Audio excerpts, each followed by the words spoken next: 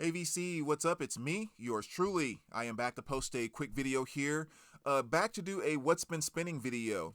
This is kind of the little series that I do where I just kind of go through and share the albums that I've been spinning since the last What's Been Spinning video. And as always, like to mention at the beginning of this, these are only the albums that I sat down and listened to from front to back. So nothing where I just kind of played a few songs here and there, and because I do that a lot because I love listening to music that way too. But yeah, these are the albums that I kind of sat back and took in. I thought what I would do too is instead of waiting till I build up a lot, so maybe this one's coming a little sooner than they normally do, maybe when I get around to having 20 or so albums in my, what's been spun, I'll kind of maybe try to do a video right then so I don't, stack up a bunch of albums like I do sometimes. So maybe they'll kind of come a little quicker that way. We'll start off here with a couple of cassettes. We'll start off first here with Queensryche, The Warning. One of the classic hair metal bands out there. You guys know them all too well. And as well as I gave a Quiet Riot, Condition Critical, a nice little spin on as well. I got these two as VCLT a while ago and kind of went back to them to give these two a spin the other day. I've always thought this Quiet Riot's kind of interesting because, especially on side 2, I've always felt like you could kind of hear if Quiet Riot was actually going to make a push or would have made a push to go more metal as opposed to glam, you could kind of hear where they would go and kind of how they would do it, because there's definitely are elements on the second side of that album that really kind of show this is probably what it would have sounded like. But anyway, I just always think about that when I listen to that album. But a few CDs as well. Everything But the Girl, Walking Wounded. Love this album. Love this album. I always talk about, number one, how silky smooth her voice is. I never get tired of listening to her. It's like so soft, yet so powerful, yet also definitely poppy, also a little soulful. It's just, she just has the perfect natural voice. And this album is just produced so well. Whether it's on CD, vinyl, or whatever else, it just sounds fantastic. There's a smoothness to it with the electric elements. There's kind of a tightness and a punch to it as well. Just a really, really great album. And of course, the big hit off there was the song Wrong, which is just fantastic. So yeah, love Everything But the Girl. BTO's greatest hits, good old Bachman Turner Overdrive. Everything you would kind of expect off of this. Taking Care of Business and Let It Ride, Flat Broke Love. Of course, You Ain't Seen Nothing Yet. Just so many classic rock hits on that. And one of my favorite AC/DC albums, one that I always kind of feels does not quite get enough credit for how good it is, but Ball Breaker. Love this album. Kind of one of AC/DC's slightly slower and stays more on the bluesy kind of side. But I mean, there's upbeat stuff too, but just kind of in general. Songs like Hard as a Rock, Hail Caesar, which is just a punch of a song, Ball Breaker, just, I mean, really, really awesome stuff there. Yeah, great album. And then kind of going back to my high school days, Keedy, Chase the Clouds. Back in high school, back when I was a metalhead slash hip hop fan, 80s new wave too, of course. But yeah, the song Save Some Love from her, when I remember that came out, I don't know why, but I just fell so in love with that song and didn't tell any of my friends that I did. But yeah, I remember buying the single for that back in the day. So fun revisit there. Classic hip hop album right there, which is Nas Illmatic. I mean, just legendary hip hop album. And one of the 80s kings from back in the day, 80s new wave kings, Howard Jones. This is the best of. What's Love, Like to Get to Know You Well, Things Can Only Get Better, No One's to Blame. I mean, just, he had so many great hits from back in the day. So those were the CDs. And then as far as vinyl, B-52s, MoFi pressing here. This is their release from 1979, so kind of that early B-52s. Rock Lobster, definitely probably the biggest hit off of this album. Really love this one too, because I've always felt like listening to this album, it's almost like the baseline foundation of like all the B-52 albums that were going to come in the future. the underlying bass lines and grooves to all of those songs is what was established on this album. And this album is just kind of basically, here are B-52 bass lines kind of thing. That's just always the feeling and vibe that I get when listening to this. So another classic there from 1979, I believe. Little Leonard Skinner Street Survivors. You know, this is the replacement cover of what's supposed to have been the band cover, which is the one with the flames all over it. Although the band cover seems to be the easiest one to find, and this one seems to be the hardest one to come across these days.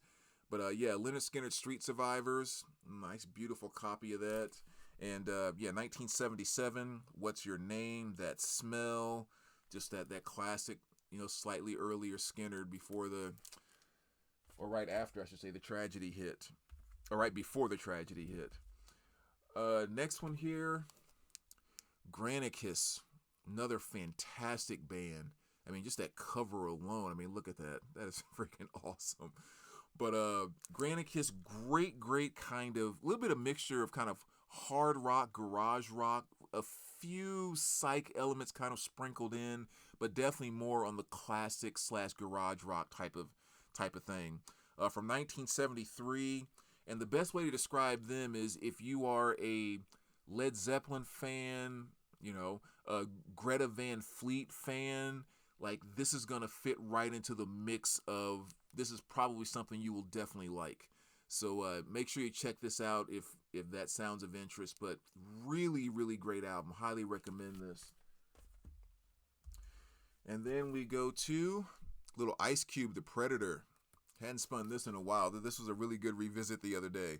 1992 takes me right back to my college years. You know, Cube had some big hits on this, like, you know, Wicked, It Was a Good Day, Check Yourself with Das Effects. Just another classic hip hop album right there. Fun spin. And we'll go from Ice Cube to Luke Combs, Fathers and Sons. I can never stop talking highly enough about this album. This album almost brings me to tears every single time I listen to it.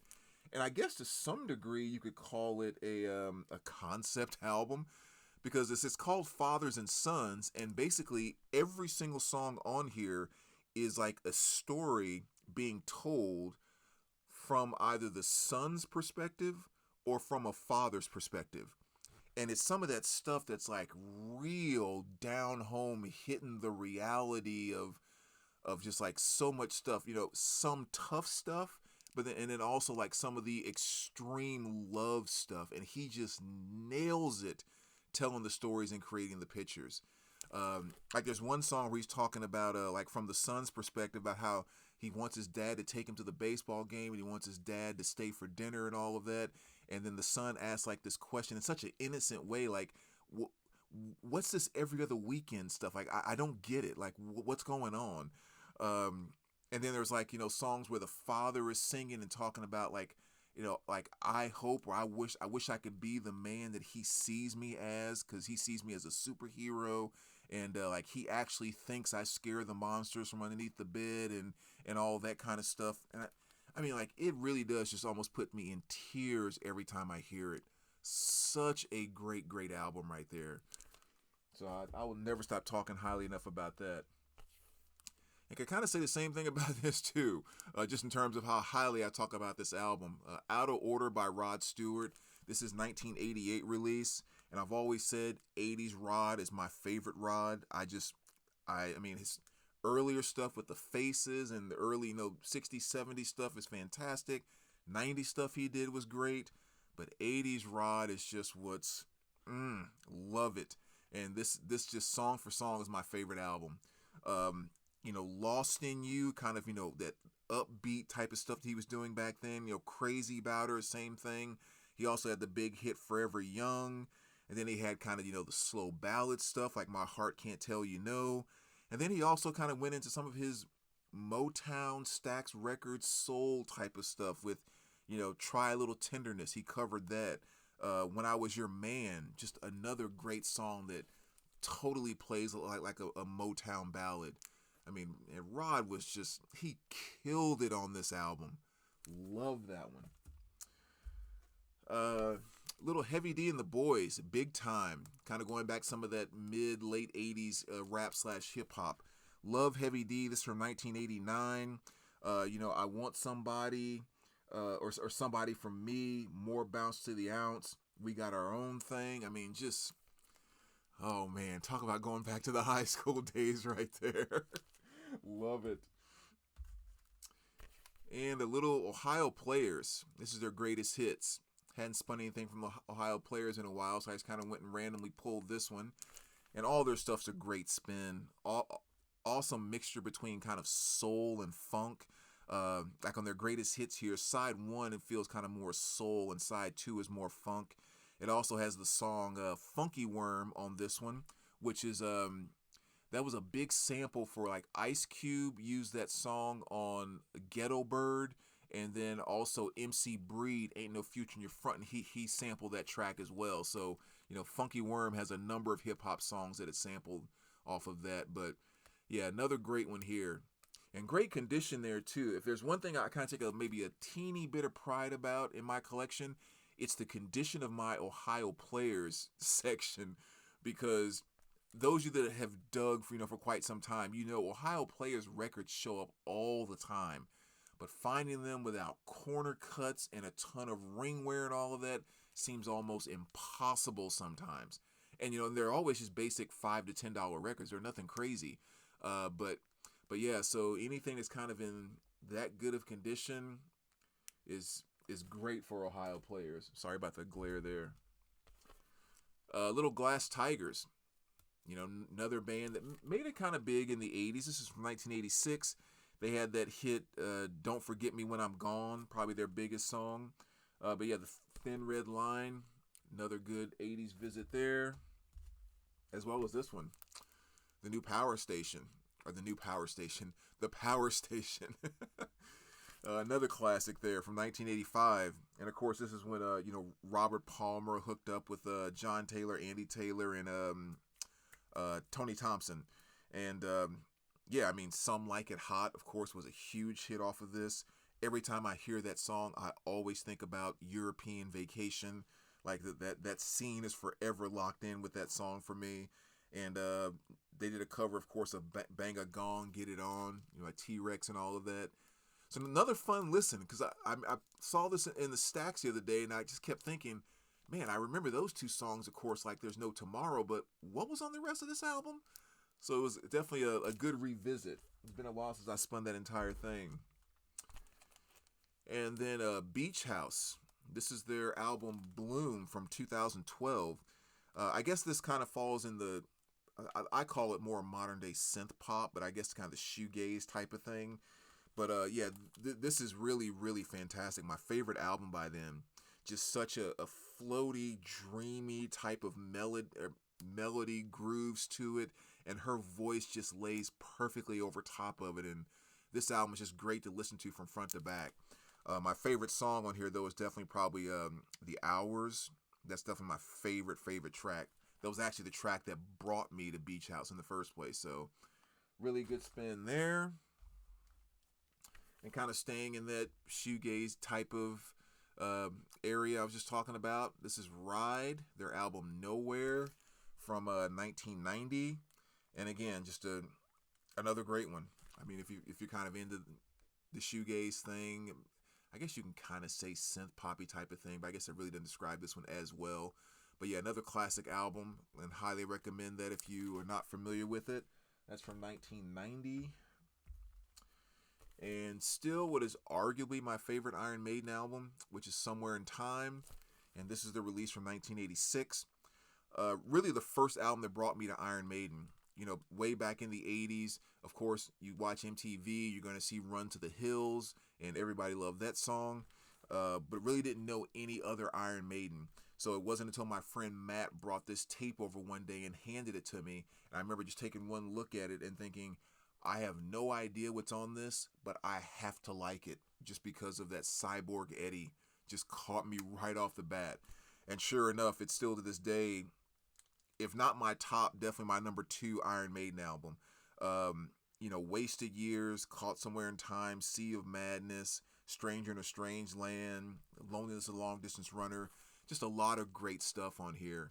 And I've always said definitely a really good gateway album for anyone who's maybe not that into Iron Maiden, just because the songs on here definitely carry very easy, or most of the songs, or enough of them, carry easy to follow melodies and can be very accessible, that someone that's maybe not into the whole Maiden, gallop thing, doesn't quite get it, they can find themselves kind of grasping some stuff off of here, like with stuff like Wasted Years and A Stranger in a Strange Land and things like that. So great album there. Then I have about 4 more. Let me show you really quick. The Motels. Just one of their albums I hadn't spun in a while. This is their release from 1980, I believe. Yeah, 1980. And no gigantic hits off of here, but just that cool Motels thing. There, her vocal delivery, I can't even explain, but there was this thing that the Motels always did that made them what they are. It was almost like when they were playing a melody or playing a quote-unquote riff, there was almost like this one note that you expect them to go to because it falls right in line, and they always went to something a little bit off key from that note. And it's almost like just hearing that, you're like, oh yeah, that's the Motels. Like I recognize that from a mile away. And the exact same thing on this album. Like I said, it's their 1980 release. I'd probably say my favorite song on here is Days Are Okay. If you're not familiar with this album, that'd be the one I'd probably say check out. But really cool stuff there. And then we have, of course, this one you guys know all too well. Boston.